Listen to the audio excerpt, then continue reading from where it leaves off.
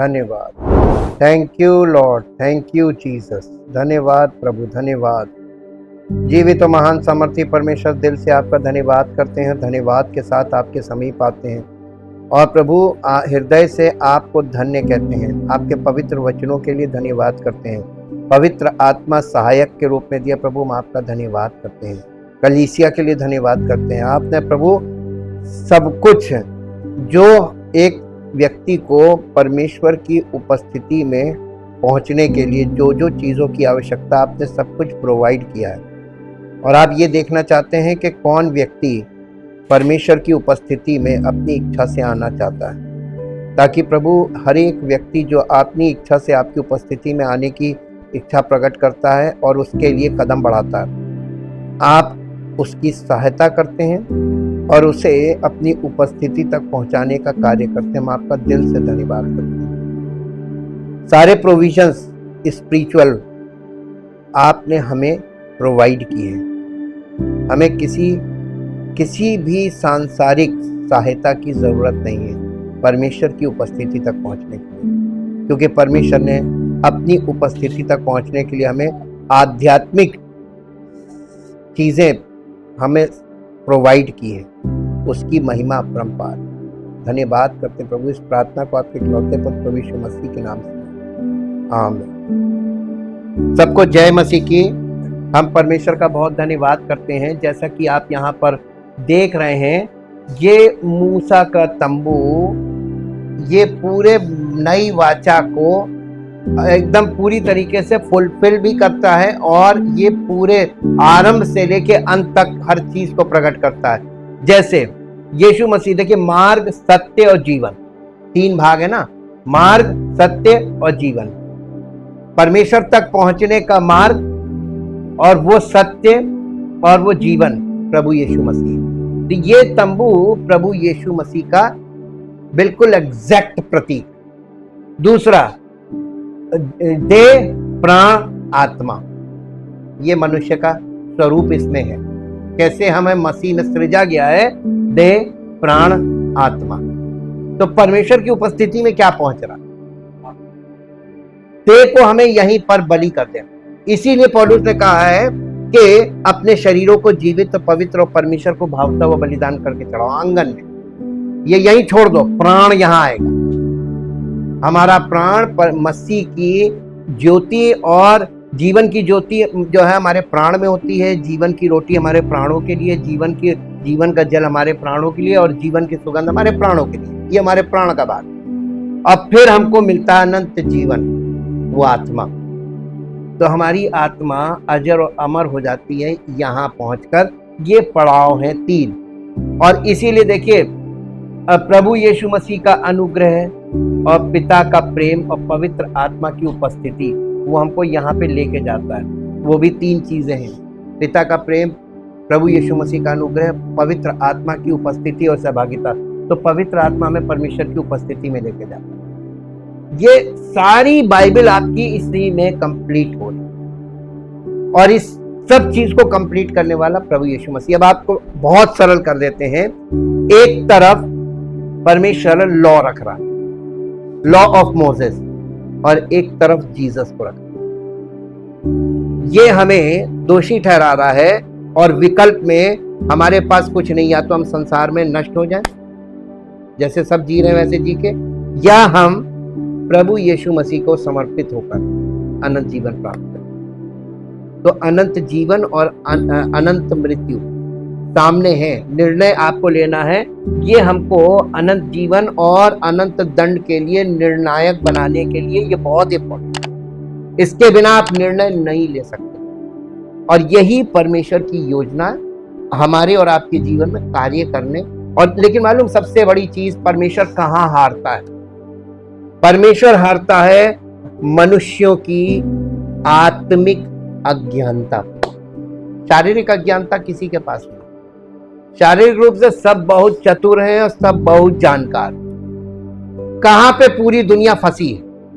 आध्यात्मिक अज्ञानता में। और ये एक ऐसी अज्ञानता है कि आप जितना सांसारिक तौर पर जितना इसकी गहराई में जाएंगे, आप उतने दलदल में उतर जाएंगे। सत्य कहीं नहीं है। सत्य आपको मिलेगा तो केवल एक ही जगह मिलेगा। इसीलिए परमेश्वर का वचन, पवित्र वचन बाइबल, वो हमको आत्मिक सत्य में हमारी अगुवाई करती है। ये बताया नहीं जाता है, इसमें हमको लेकर जाया जाता है और वो आत्मिक सत्य में हमारी अगुवाई करता है पवित्र आत्मा। वैसे तो अज्ञानता का मतलब है ज्ञान या अनुभव की कमी होना फिजिकल। अब इसको स्पिरिचुअल कीजिए तो आध्यात्मिक अज्ञानता का मतलब होता है आत्मिक जानकारी और आत्मिक अनुभव का अभाव ना होना।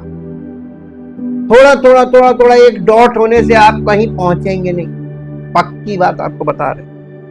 परमेश्वर ने मनुष्य के भीतर एक विवेक रखा है जो उसे सही और गलत का मानक प्रदान करता है। इसलिए हम जीवन के कई मुद्दों, खासकर नैतिकता के बारे में अनभिज्ञ होने का दावा नहीं कर सकते। हालांकि कुछ लोग इस आंतरिक आवाज के प्रति अपने हृदय को कठोर बनाकर सत्य से और भी दूर चले गए हैं। कैसे पता चलेगा? रोमियो की पत्री पहला अध्याय, रोमियो की पत्री उसका पहला अध्याय, यहां पर इसी बात का वर्णन किया गया है। आप इस कॉन्टेक्स्ट में अगर आप इस बात को पढ़ेंगे तो आपको ये बात बिल्कुल स्पष्ट हो जाएगी कि परमेश्वर ने अपना ज्ञान हमको कहाँ दिया था। विवेक जो है वो राइट एंड रॉन्ग की डिफरेंशिएट करने के लिए दिया गया था। एक अध्याय का 18 पद पढ़िए। परमेश्वर का क्रोध तो उन लोगों की सब अभक्ति और अधर्म पर स्वर्ग से प्रकट होता है, जो सत्य को अधर्म से दबाए रखते हैं, इसलिए कि परमेश्वर के विषय का ज्ञान उनके मनों में प्रकट है। कहां? हमारे विवेक में। हमारे विवेक में परमेश्वर के विषय का ज्ञान प्रकट है, क्योंकि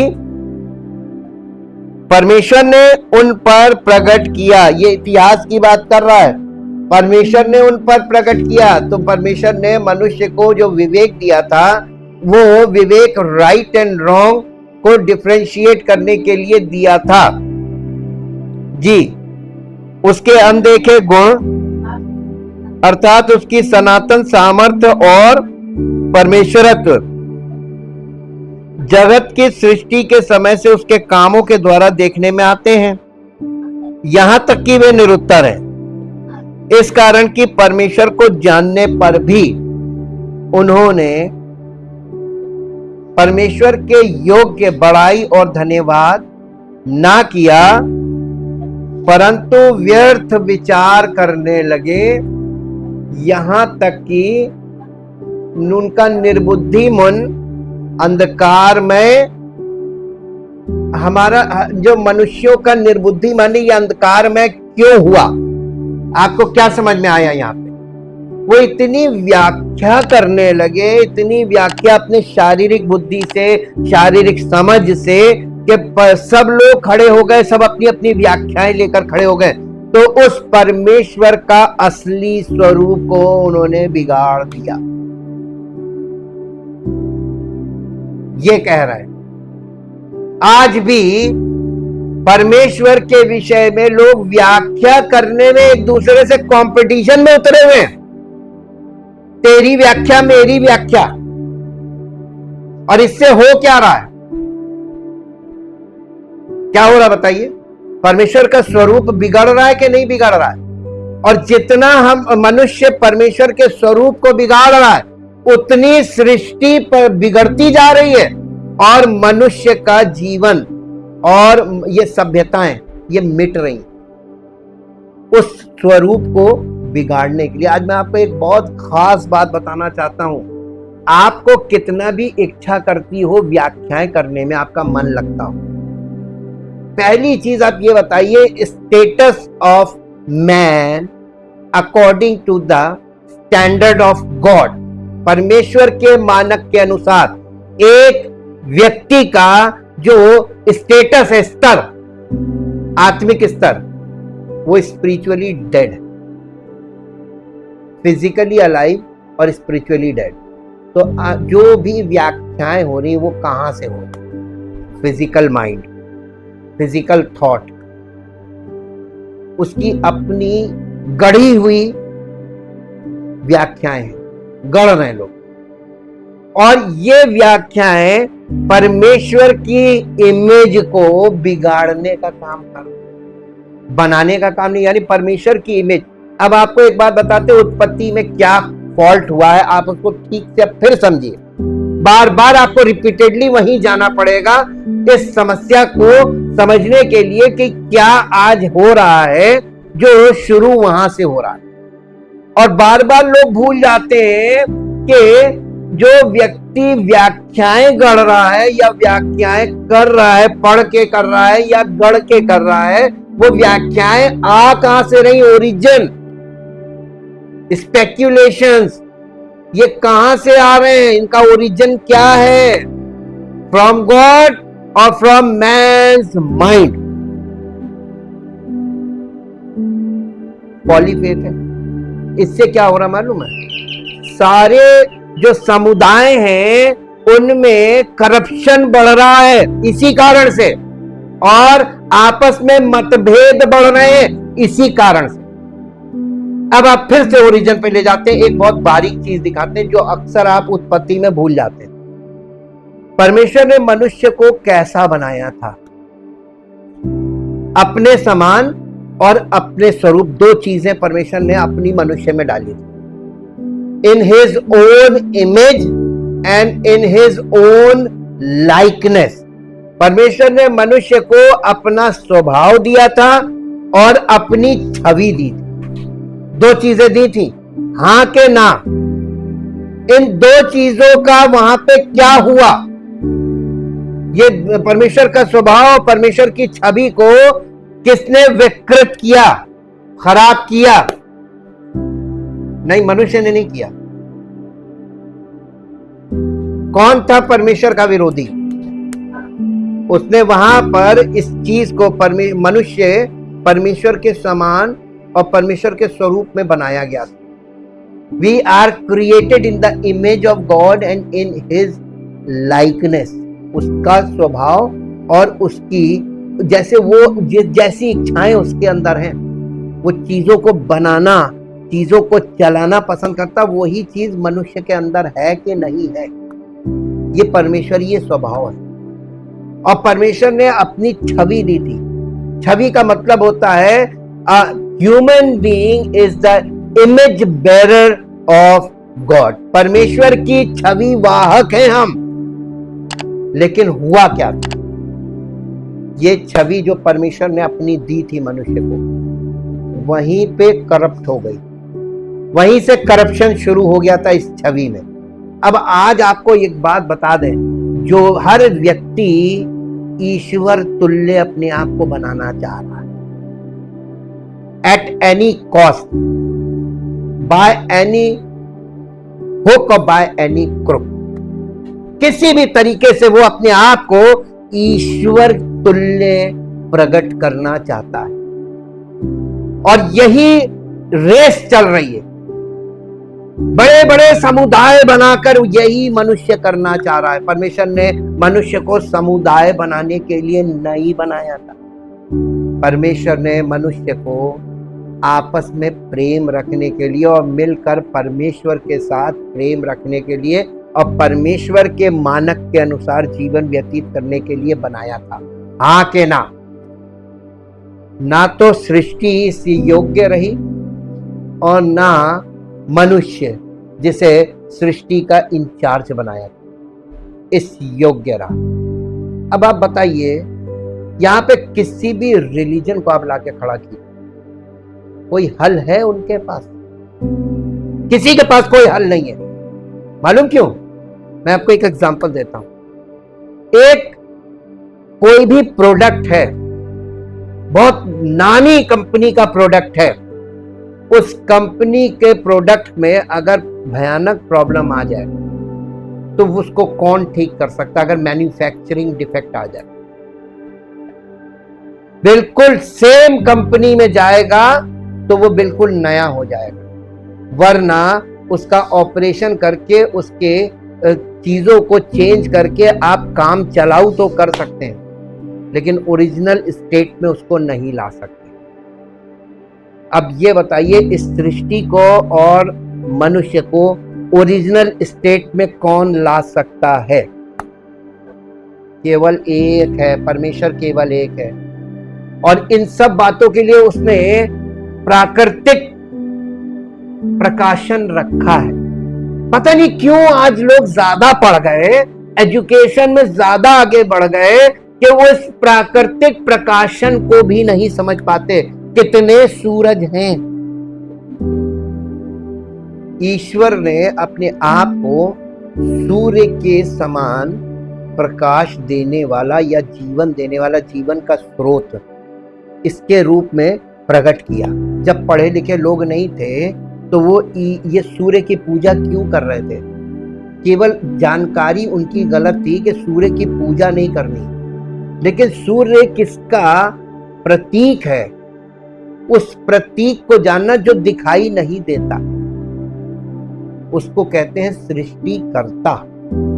कितने लोग सृष्टिकर्ता की सही पहचान तक पहुंच पाए?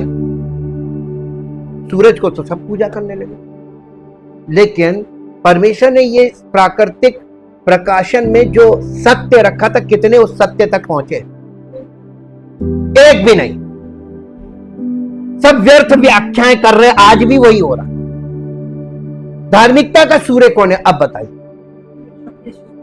लेकिन ये जानकारी तो परमेश्वर के पवित्र वचन बाइबल में मिलती है, और जब तक कोई सही जगह पे सटीक तरीके से कनेक्ट नहीं होगा, ये जानकारी उसको प्राप्त नहीं होगी। इसको जो परमेश्वर के पवित्र वचन में जो प्रकाशन रखा है, इसको कहा है स्पेशल रेवलेशन, यानी विशेष प्रकाशन। जनरल रेवलेशन में आपको क्यों नहीं पता चला कि उसने जितने रिलीजन है उतने सूर्य नहीं है? सृष्टिकर्ता एक है तो सूर्य भी एक है। पूरी धरती पर जीवन का एक ही स्रोत है, फिर भी लोगों की समझ में नहीं है। कितना समझ लीजिए, इंसान एजुकेशन के बाद भी स्पिरिचुअली बिल्कुल अज्ञानता में बैठा हुआ है, बिल्कुल अज्ञानता। परमेश्वर को व्याख्या किया जा सकता है, जिसको लोग देख नहीं सकते, जिसको लोग जानते नहीं, फिर भी परमेश्वर ने बड़े तरीकों से अपने आप को लगभग मनुष्य उस सच्चाई तक पहुंचे। उसने कई तरीकों का इस्तेमाल किया अपने आप को इनडायरेक्टली प्रकट करने के लिए। अब देखिए, अब फिर आइए आप जनरल रेवलेशन में जो प्रकृति के द्वारा मिल रहा है। सूर्य रात में चमकता है, तो रात में क्या चमकता है? अब एक बात बताइए, चांद में से रोशनी निकलती नहीं, चांद में अपनी खुद ज्योति नहीं है। हाँ, अब समझ में आया ना? ये सूरज रात और दिन दोनों समय में रोशनी देता है। दिन में डायरेक्ट देता है, रात में इनडायरेक्ट देता है चंद्रमा के द्वारा।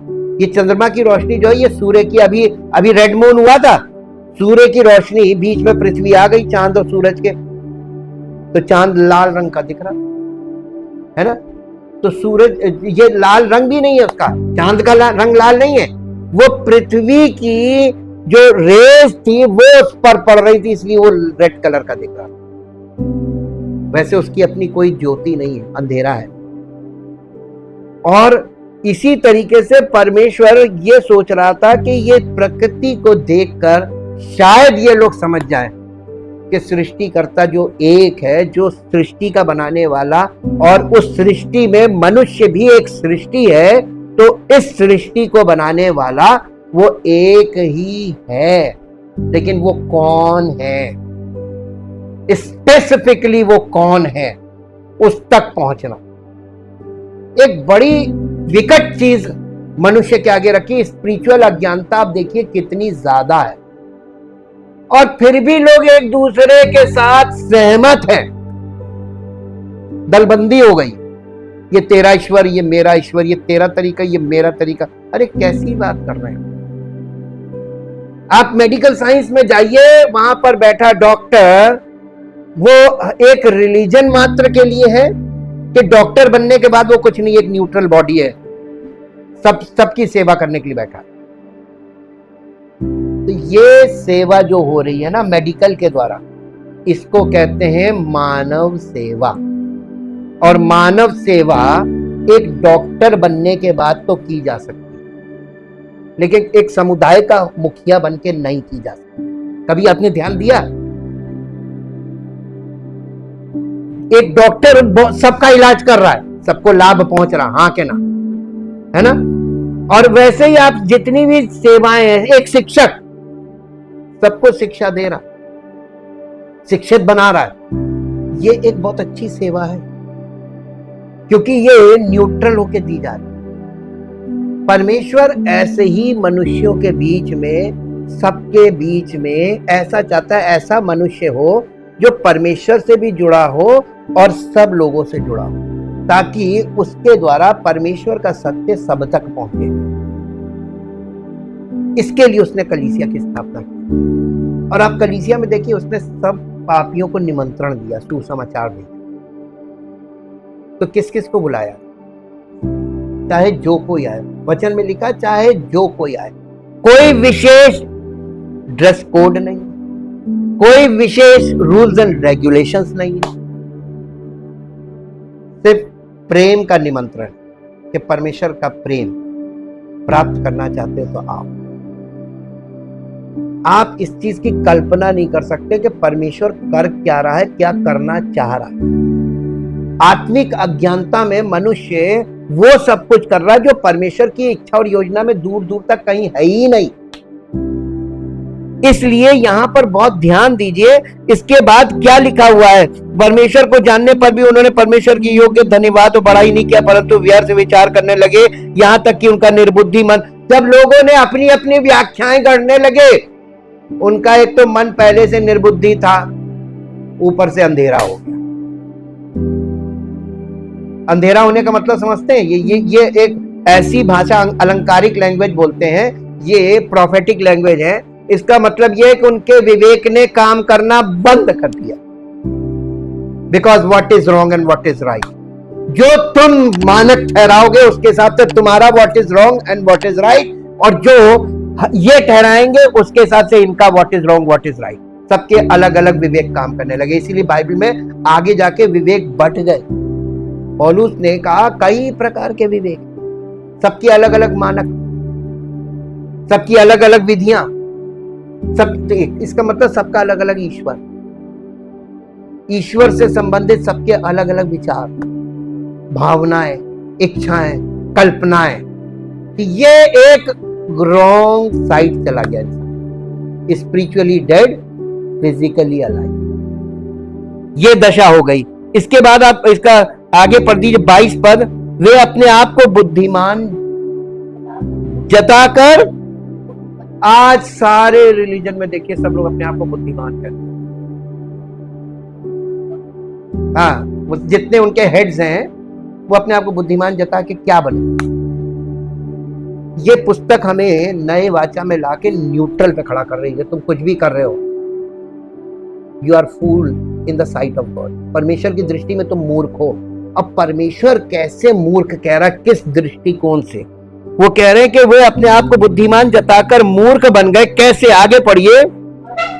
और अविनाशी परमेश्वर की महिमा को नाशवान मनुष्य और पक्षियों और चौपायों और रेंगने वाले जंतुओं की मूरत की समानता में उन्होंने अपनी अपनी व्याख्याओं से उसकी महिमा को खंडित कर। परमेश्वर की महिमा कहां से प्रकट हो सकती है? परमेश्वर ने मनुष्य को कैसा बनाया था? फिर वापस ले जा रहा है अपने समान, अपने स्वरूप में। Adam is the image bearer of God. लेकिन उस एडम को और उसकी उस इमेज को किसने करप्ट किया? शैतान ने। किसके द्वारा किया? उस आदम की पसली से निकाली गई उस नारी के द्वारा उसने आदम को वो नुकसान पहुंचा दिया जो आदम को वो डायरेक्ट नहीं पहुंचा सकता था। आदम की कमजोरी थी उसकी पत्नी, आज भी फिजिकली भी और स्पिरिचुअली कलीसिया मसीह की बहुत बड़ी कमजोरी। और आज शैतान कलीसिया को क्या कर रहा है?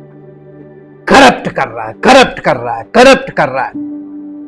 कैसे आप मान सकते हैं कि ये यहां पे मालूम है किस चीज का वो फायदा उठाता है? आत्मिक अज्ञानता का। स्पिरिचुअल आत्मिक अज्ञानता का मतलब होता है स्पिरिचुअल ब्लाइंडनेस, आत्मिक दृष्टिकोण स्पष्ट ना होना। अब आपको मुद्दा क्लियर हो गया होगा कितनी भयानक चीज है ये। व्याख्यान करना वो आप कोई भी कर सकता है। आने वाले युग में तो एआई से कर देंगे, मनुष्यों की भी अब जरूरत नहीं है। जो कुछ आप फीड करना चाहें अपनी भाषा में एआई वो कर देगा। एआई आपकी कॉपी कर सकता है। इसलिए इंसान को यह देखना चाहिए कि इंसान कहां पहुंचा। ईश्वर से अलग दिशा में भाग रहा है, ऑपोजिट डायरेक्शन। इफिसियों की पत्री में आइए, इफिसियों की पत्री 4 अध्याय। जितना आप ये रोमियो का अध्याय पूरा पढ़िएगा, आप आखिर में जाएंगे ना तो आपके होश उड़ जाएंगे कि मनुष्यों ने जब परमेश्वर की उस इमेज को जो उत्पत्ति में खंडित हो गई शैतान के द्वारा, और उसके बाद मानव जीवन श्रृंखला में जब मनुष्य आए, उन्होंने अपने ईश्वर के लिए कल्पनाएं गढ़ना शुरू किया। उन्होंने उसकी उस सच्ची इमेज को और बिगाड़ा और आज के युग तक तो बिल्कुल बिगाड़ के रख दिया। और उसका नतीजा आपको देखने को मिलेगा कि नीचे आप जैसे जैसे बढ़ेंगे तो वहां पर आपको दिखाई देगा कि मनुष्यों में इतने बुरे कर्म होने लगे, इतने बुरे कर्म होने लगे, पुरुष पुरुष के साथ गलत काम करने लगे, स्त्री स्त्री के साथ गलत काम करने लगी। और ये इस समय पूरी पूरी कम्युनिटी बन के खड़ा हो गया, यानी इसकी फसल खड़ी हो गई। आज किस दिशा में गए हैं? परमेश्वर की इमेज को बिगाड़ते बिगाड़ते बिगाड़ते बिगाड़ते आज पूरी सृष्टि के विनाश पे आ गए। कारण केवल एक ही है, परमेश्वर की सच्ची स्वरूप को बिगाड़ना। जी अब इसमें आ जाइए 4 अध्याय, 4 अध्याय का 17 पद से पढ़िए। इसलिए मैं ये कहता हूं और प्रभु में आग्रह करता हूं कि जैसे अन्य जातीय लोग अपने मन की अनर्थ रीति पर चलते हैं, तुम अब से फिर ऐसे ना चलो। अब आप यहां पे पहले एक चीज ये बताइए कि ये किनको एड्रेस किया जा रहा है? अन्य जाति का मतलब बिब्लिकली बताइए, बाइबल के अकॉर्डिंग अन्य जाति का मतलब किसी को नहीं मालूम। यहां पे अन्य जाति का मतलब इंग्लिश में आप पढ़ेंगे तो जेंटाइल लिखा है, ज्यूज और जेंटाइल केवल 2 ही सेक्शन है बाइबल में, है ना। ज्यूज कहते हैं यहूदियों को और जेंटाइल कहते हैं ज्यूज के अलावा जितने सब जेंटाइल परमेश्वर के दृष्टि में। ठीक, तो जेंटाइल में कितने आ गए? यहूदी छोड़ सब, है ना। अब ये जेंटाइल में यहां पर जिनको एड्रेस किया जा रहा है, ये किसको एड्रेस किया जा रहा है? ये जनरली जनरल जेंटाइल्स को एड्रेस नहीं किया जा रहा। फिर आप देखिए इसमें भी क्लासिफिकेशन, इसमें ये वो जेंटाइल्स हैं, ये इफिसियों की कलीसिया को यानी संबोधित किया जा रहा है। तो ये कलीसिया में जो अन्य जाति के लोग हैं उनको संबोधित किया जा रहा है, और जो बाहर अन्य जाति के लोग हैं उनको सामने रखकर बात की जा रही है कि जैसे अन्य जाति लोग अपने मन की अनर्थ रीति में, कौन से वाले? जो कलीसिया से बिलोंग नहीं करते हैं, बाहर हैं, जनरल वाले, जैसे वो जीवन व्यतीत करते हैं, जैसे वो विचार करते हैं, जैसे उनके विचार हैं, उनके सोचने का ढंग है, उनके दृष्टिकोण है, उनकी धारणाएं, उनकी मान्यताएं, तुम्हारे अंदर ये नहीं होना चाहिए। ये वो अन्य जाति है जो कलीसिया में आ। अब आप एक बात बताइए, मैंने तो अपनी जिंदगी में अभी तक किसी भी अन्य जाति को जो कलीसिया में आया है पूरी तरीके से परमेश्वर की सच्चाई में परिपक्व नहीं पाया। वो सांसारिक दृष्टिकोण और वो यानी जिसको कहते हैं आदि शिक्षा, वो आदि शिक्षा को भी पकड़े हुए और कलीसिया में भी। ये पौलुस यहां पर दिखा रहा है। आप आत्मिक दृष्टिकोण से देखना शुरू कीजिए, पौलुस क्या दिखा रहा है। या पढ़िए इसको।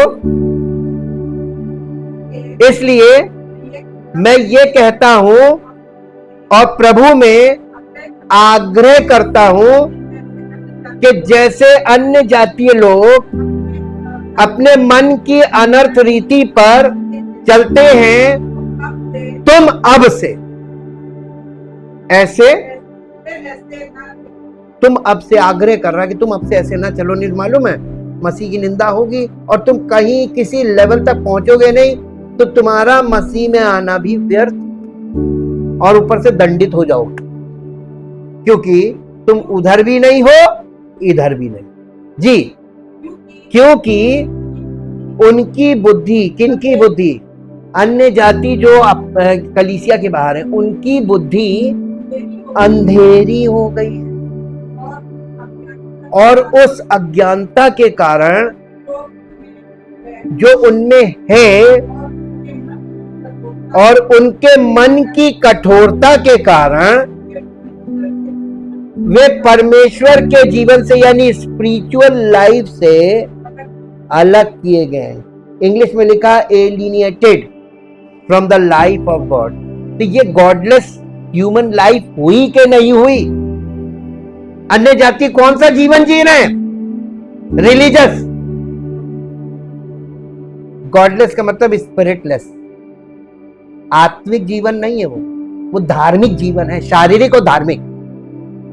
उसमें उद्धार है। सन्नाटा क्यों हो गया है? रिस्पॉन्ड क्यों नहीं हो रहा है? नहीं है ना? लेकिन वो अपनी इच्छाएं पूरी कर रहे हैं, उनको बड़ा अच्छा लगता है ये सब करना। ठीक, आगे पढ़िए। और वे शून्य होकर, शून्य का मतलब क्या होता है? सेंसलेस, लुचपन में लग गए, सब प्रकार के गंदे काम। अब आप देखिए कितने भी कट्टर हो रिलीजन के, लेकिन उनकी जिंदगी में सब प्रकार के गलत काम आप देखेंगे। नशेबाजी, गंदे काम, अपने परिवार में अपनी पत्नी के यानी उसके एक दूसरी बात रखी हुई, पत्नी के अलावा एक्स्ट्रा मैरिटल अफेयर्स में भी है ना? है बहुत कट्टर सब चीजें आपको। ये क्यों? रिलीजन के पास इसका हल है ही नहीं कि मनुष्य की सारी बुराई उसके जीवन से अलग हो पाए। ये तो केवल सृष्टिकर्ता ही कर सकता है ना। मनुष्य अपनी व्याख्याओं से लोगों को अच्छी अच्छी बातें बोल सकता है, लेकिन बोलने वाला व्यक्ति भी वही सब कर रहा। लोग ठोकर खा जाते हैं, ये भी करते हैं सब। पर्दे के पीछे सब एक दूसरे को जानते हैं और इसलिए किसी की बोली में कोई प्रभाव नहीं है। और आगे 1 साल बाद आप देखिएगा बिल्कुल भी खत्म हो जाएगा, सब धराशायी हो गया सब। अब ये सिर्फ फर्जी का है, वो बस ये ढो रहे हैं, बोझ ढो रहे हैं। अब तो जहां तक ढो पाएंगे ढोएंगे, फिर तो धराशायी खत्म। ये रहा, आगे पढ़िए। पर तुमने मसीह की ऐसी शिक्षा नहीं पाई है, वरन तुमने सचमुच में, या इफ्सियों की कलीसिया से वो कह रहा है, वरन तुमने सचमुच में उसी की सुनी, वरन और जैसा यीशु में सत्य है उसी में सिखाए भी गए। अब देखिए यहां पे एक भीतरी मनुष्यत्व का एक चेंज रखा है और वो आगे ले लिखा 22 पद में कि तुम पिछले चाल चलन के पुराने मनुष्यत्व को जो भरमाने वाली अभिलाषाओं के अनुसार भ्रष्ट होता जाता है, उतार डालो। इसका मतलब कुछ ऐसा है जो मनुष्य को उतारना है, और उसके बाद लिखा और अपने मन के आत्मिक स्वभाव में नए बनते जाओ और नए मनुष्यत्व को पहन लो। तो कुछ उतारना है, कुछ पहनना है, जो परमेश्वर के अनुरूप सत्य की धार्मिकता और पवित्रता में सृजा गया है। कुछ ऐसा है जो हमको दिया जा रहा है, प्रोवाइडेड बाय गॉड। और ये कहां दिया जा रहा है? डिस्पेंसेशन का मतलब होता है बट रहा है।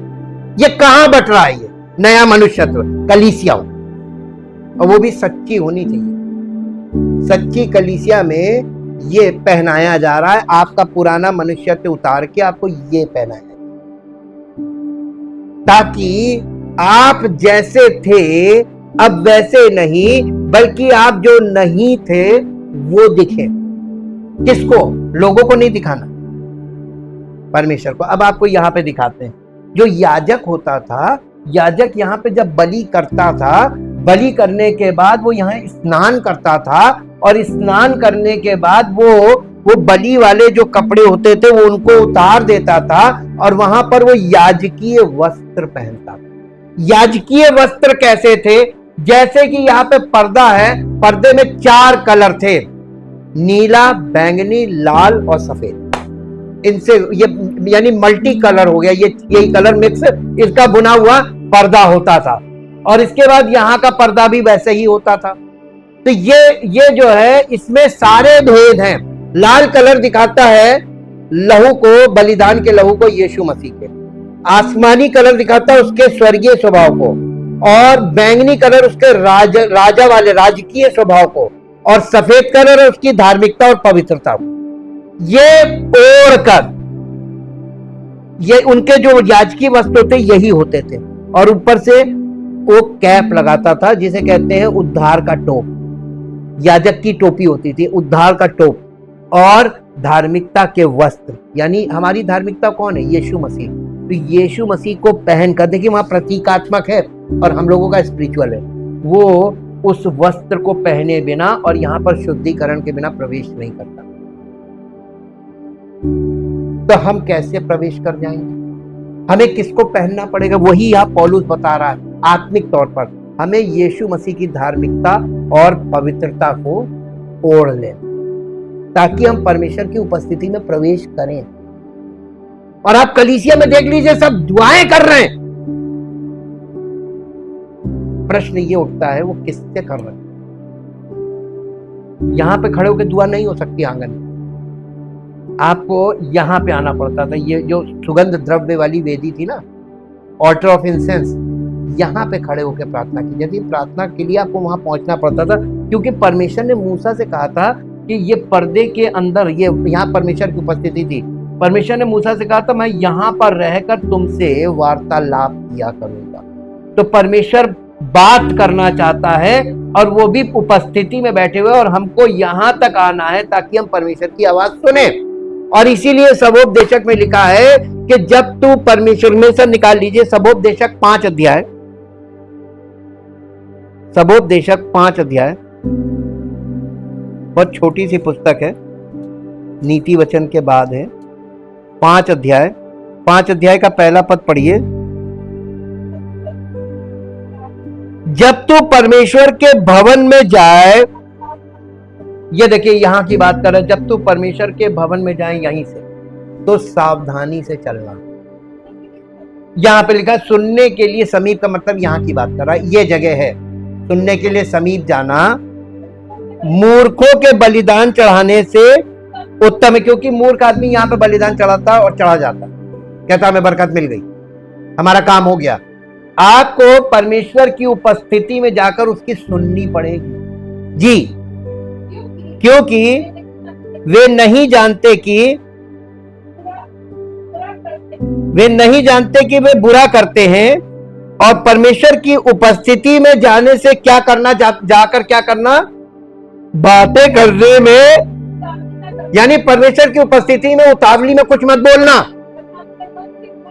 और ना अपने मन से कोई बात उतावली में परमेश्वर के सामने निकालना, क्योंकि परमेश्वर स्वर्ग में है और तू पृथ्वी पर,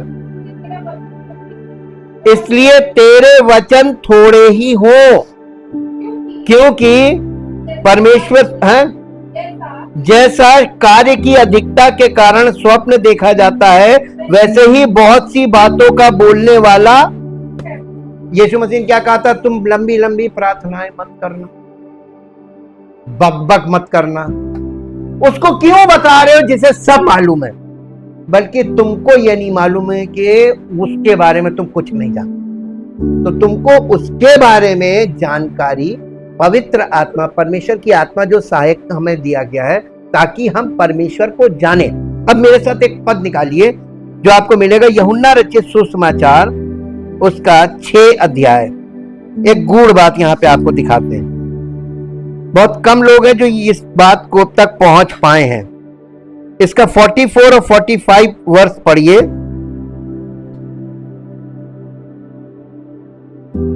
छह अध्याय 44।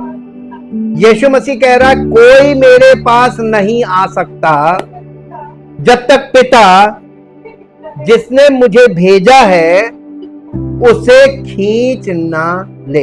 यीशु मसीह के पास कैसे जाया जा सकता? पास्टर जी के द्वारा, हाँ, कलीसिया के द्वारा नहीं। यहां यीशु मसीह बहुत गहरी बात बता रहा है, कोई मेरे पास नहीं पहुंच सकता, आ सकता जब तक कि पिता जिसने मुझे भेजा है। अब देखिए, जब बेनेडिक्शन में आप बोला जाता है प्रभु यीशु मसीह का अनुग्रह और पिता परमेश्वर का प्रेम, तो पिता का प्रेम हमें आकर्षित करता है और प्रभु यीशु मसीह का अनुग्रह हम पर होता है, तब हम परमेश्वर को जानते हैं। और इसके अलावा बाकी लोग, सारी अन्य जाति किसको ईश्वर मान रहे?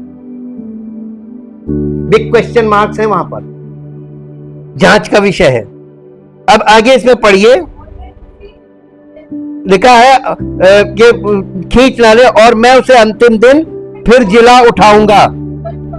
भविष्यवक्ताओं के लेखों में यह लिखा है, वे सब परमेश्वर की ओर से सिखाए होंगे।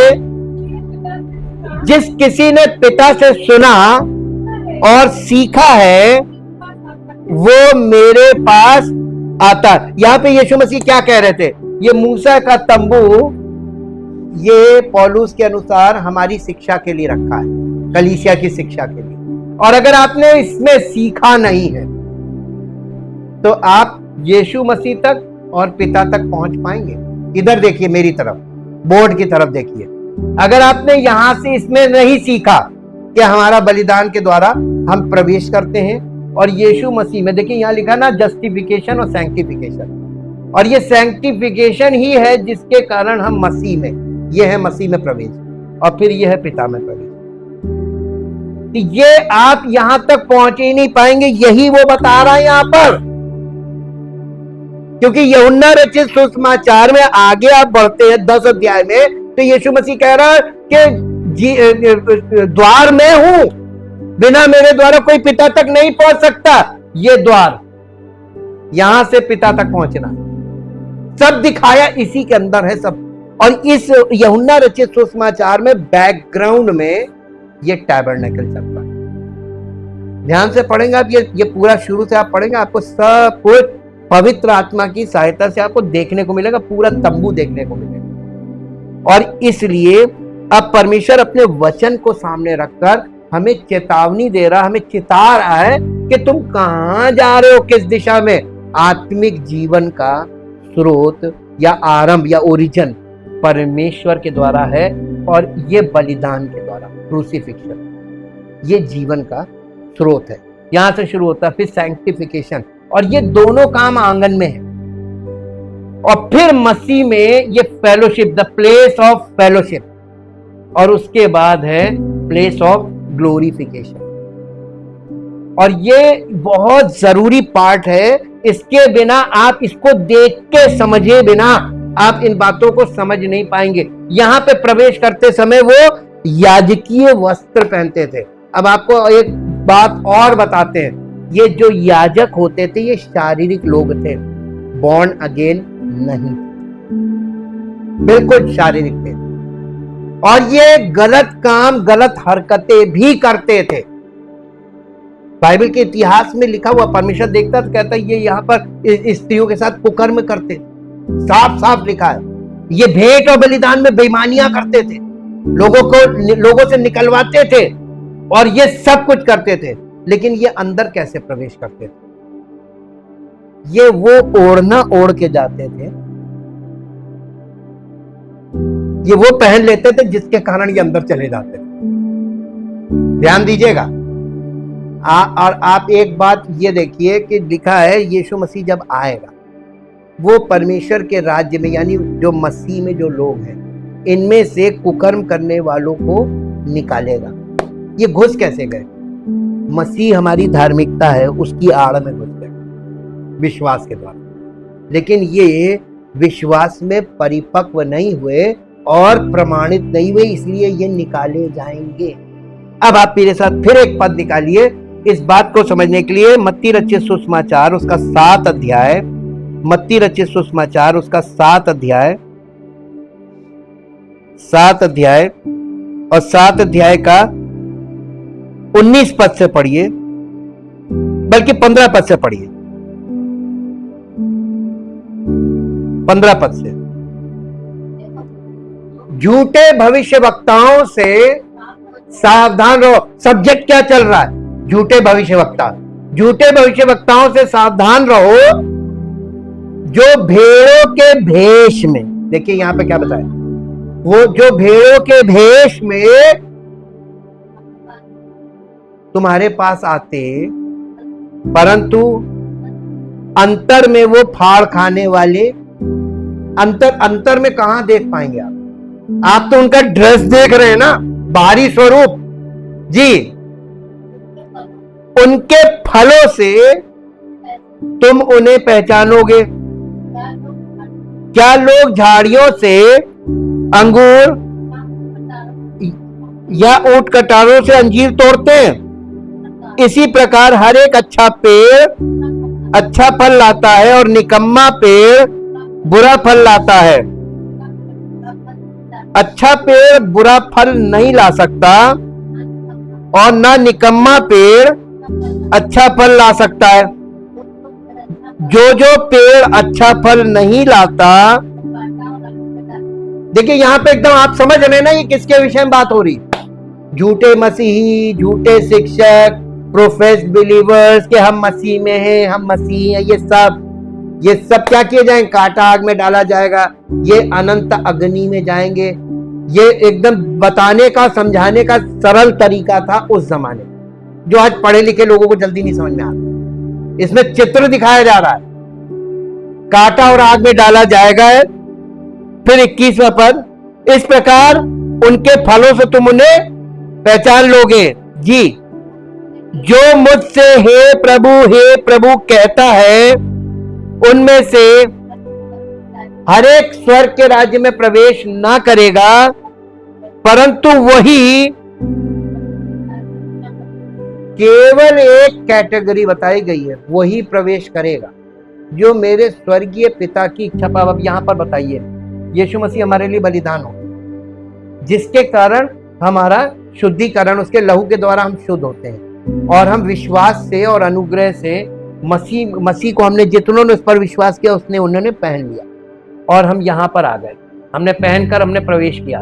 अब यहां पर कलीसिया में हमको मसीह की ज्योति, यानी जीवन की ज्योति, जीवन की रोटी, जीवन का जल और जीवन की सुगंध कितनी हमें प्राप्त हुई कि हम इससे परिपूर्ण होकर, नए मनुष्यत्व से परिपूर्ण कर परमेश्वर की उपस्थिति में जा सकते हैं। परिपूर्णता उन्हीं ने यहाँ पे प्रवेश किया, लेकिन हम अंदर बाहर आ रहे जा रहे, लेकिन कुछ अंतर नहीं हो रहा है।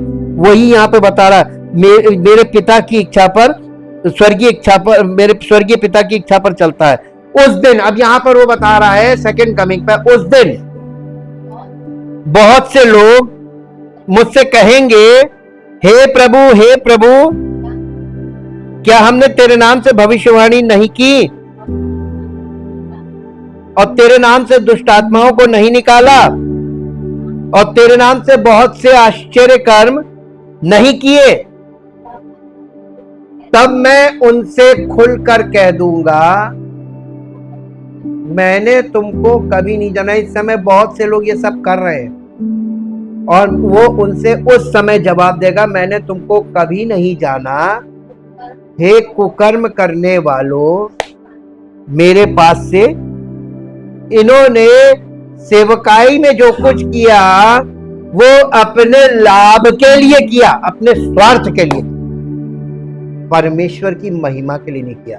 और सबसे बड़ी बात, इन्होंने परमेश्वर के, पौलुस ने एक बात बोली कि मैं अपने आप को मारता कूटता और वश में करता हूं, कहीं ऐसा ना हो कि औरों को प्रचार करूं खुद निकम्मा ठहरूं। ये वाली बात यहां पर फिट हो। आप बहुतों को प्रचार कर रहे हैं, आप यीशु मसीह के नाम का शोर मचा रहे हैं, लेकिन आप अपने जीवन से लोगों को ठोकर पहुंचा रहे हैं और मसीह की निंदा का कारण भी। इसलिए कह रहा है कुकर्म करने वाला। अब आपको समझ में आया कि आज लोग कर क्या रहे हैं? वो उसकी महिमा नहीं कर रहे हैं, महिमा से भरा जीवन नहीं जी रहे हैं, बल्कि शारीरिक तौर पर यीशु मसीह के नाम का हल्ला मचा रहे और उन लोगों के सामने उनका जीवन ठोकर का कारण, जिससे परमेश्वर की निंदा हो, तो वो ग्रहण करेगा। सजा क्या होगी बताइए? अनंत अग्नि, अनंत अग्नि, अनंत दंड। यही बात बार बार, ये अज्ञानता में हो रहा है सब कुछ। चेत जाओ, क्या कर रहे हो, क्या नहीं करना, पहले ये भी समझो। इफिसियों की पत्री 5 अध्याय का 17 पद पढ़िए। इफिसियों की पत्री 5 अध्याय 17 पद। जी,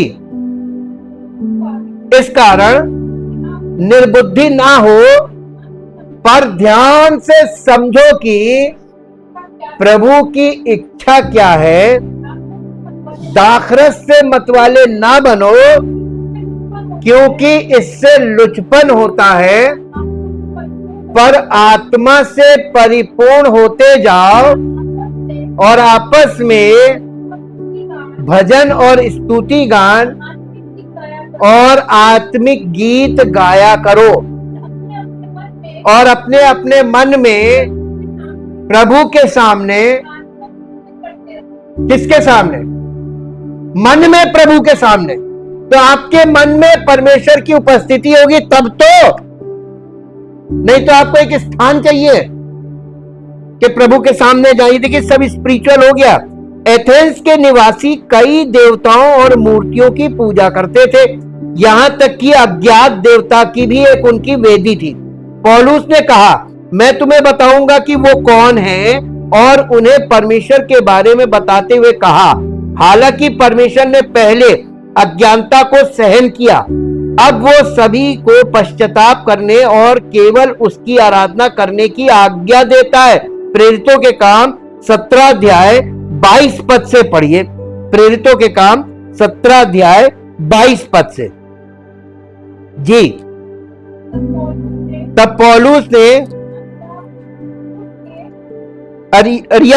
अरियुपगुस के बीच में खड़े होकर कहा, हे एथेंस के लोगों, मैं देखता हूं कि तुम हर बात में देवताओं के बड़े मानने वाले हो, क्योंकि मैं फिरते हुए जब तुम्हारी पूजने की वस्तुओं को देख रहा था तो एक ऐसी वेदी भी पाई जिस पर लिखा था अनजाने ईश्वर के नाम। इसलिए जिसे तुम बिना जाने पूजते हो, मैं तुम्हें उसका समाचार सुनाता हूं। जिस परमेश्वर ने पृथ्वी और उसकी सब वस्तुओं को बनाया, वो स्वर्ग और पृथ्वी का स्वामी होकर किसी वस्तु की नहीं, हाथ के बनाए हुए मंदिरों में पहली जो अज्ञानता है वो लोगों में क्या है मालूम? और इसके पीछे लड़ाइयां चलती हैं, इसी के पीछे लड़ाई, इसी के पीछे राजनीति चल रही।